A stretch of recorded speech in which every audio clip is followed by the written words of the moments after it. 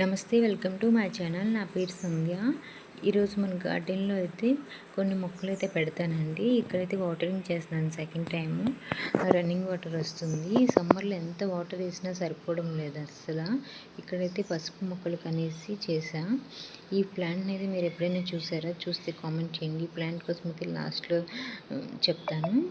ఇప్పుడైతే ఇక్కడ పసుపు వేద్దామని ఫుల్ ఖాళీ చేశానండి. ఇక్కడ వాటరింగ్ అయితే వేస్తున్నాను. ఎందుకంటే తడిగా అయ్యాక కొంచెం తవ్వి ఆ పసుపుని పెట్టుకుంటే బాగా వస్తాయండి. ఇక్కడన్నీ చూడండి, మొత్తం క్రేపర్ వైన్ మంచిగా వచ్చి ఫ్లవర్స్ అయితే స్టార్ట్ అయిపోయింది. మంచి గ్రీనరీగా కూడా ఉంది ప్లాంట్స్ అయితే. అసలు సమ్మర్లో చాలా కష్టం అండి మొక్కలను అయితే కాపాడడం. అయినా కూడా చాలా బాగా వస్తున్నాయండి రోజెస్ అయితే. ఈ రోజెస్ వచ్చినవన్నీ కట్ చేసేస్తున్నానండి మొత్తం. అప్పుడే మళ్ళీ వస్తున్నాయి. ఈ మళ్ళీ మొక్కలు పువ్వులు రావాలన్నా కూడా మొత్తం ట్రిమ్ చేసేయాలి. అప్పుడు మళ్ళీ చిగుళ్ళు వచ్చి మళ్ళీ మొగ్గలు బాగా వస్తాయండి. అలా ట్రై చేయండి ఒకసారి. ఎక్కువ ఫ్లవర్స్ అయితే వస్తాయి. ఇక్కడ గోంగూర ఉంది కదా, దానికి సీడ్స్ అయితే వచ్చేస్తున్నాయి. ఇంకా హార్వెస్ట్ కూడా చాలా రోజుల నుంచి గోంగూర చేయలేదు. ఈరోజైతే గోంగూర చేసుకుందామండి. ఇక్కడ స్పైడర్ లిల్లీ ఉంది. లాస్ట్ వీడియోలో మీకు చూపించాను కదా, ఒకే మొక్కకి ఒక 4-5 వచ్చాయని. ఇక్కడైతే 3 మొక్కలు అయితే కిందనే వేసేసాను. ఈ క్రీపర్ వైన్ సీడ్స్ పడి అలా వచ్చేసిందండి. ఈ పింక్ రోజెస్ కూడా చాలా బాగా వస్తున్నాయండి. అసలు చిన్న పాటలో కూడా ఏం కంపోస్ట్ లేకపోయినా కూడా మంచిగా వస్తున్నాయి. ఈ టమాటాస్ అసలు ఫ్లవర్స్ వస్తున్నాయి కానీ వాడిపోతున్నాయండి, అసలు ఉండట్లేదు.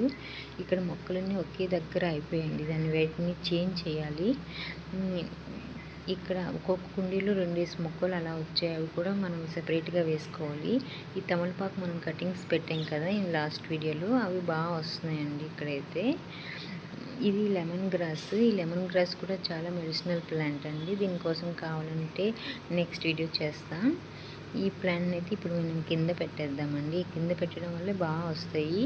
ఇది నందివర్ధన మొక్క అంటాం కదా, పెద్ద మొక్క అయిపోద్ది. అందుకే ఒక సైడ్కి వేసా. ఈ గోంగూర ఉండడం వల్ల ఈ బాగా అసలు మిరప మొక్కలు కనిపించట్లేదు. అసలు ఇదే మొత్తం క్లోజ్ చేసేస్తున్నాయి ఈ గోంగూర మొత్తం. అందుకని గోంగూర తీస్తే మిరప మొక్కలు బాగా గ్రోత్ అనేది వస్తుంది. నెక్స్ట్ కూడా రైనీ సీజన్ కదా, మంచిగా పూత కూడా వచ్చి మంచిగా కాయలు వస్తాయని ఇదైతే గోంగూరని అయితే హార్వెస్ట్ చేస్తున్నానండి. ఇది మొత్తం పుల్ల గోంగూర అండి. ఇంతకుముందు వేయలేదు నేను. సీడ్స్ పడి వాటంతా వాటే వచ్చేసాయి. అవే వచ్చేసాయి. అసలు చాలా బాగుంటుందండి. టేస్ట్ అయితే చాలా ఎక్కువ పుల్లగా ఉంటుంది. మన ఇంటి దగ్గర చూడండి ఎంత ఫ్రెష్గా ఉంది. అదే మార్కెట్లో అస్సలు దొరకదండి ఇంత ఫ్రెష్గా. ఇక్కడైతే పూణేలో అస్సలు దొరకదు గోంగూర అయితే. ఈ మొక్కను మీరు ఎప్పుడైనా చూసారా? నేనైతే ఫస్ట్ టైం చూసాను. ఇది మందిర్ దగ్గర ఉంది.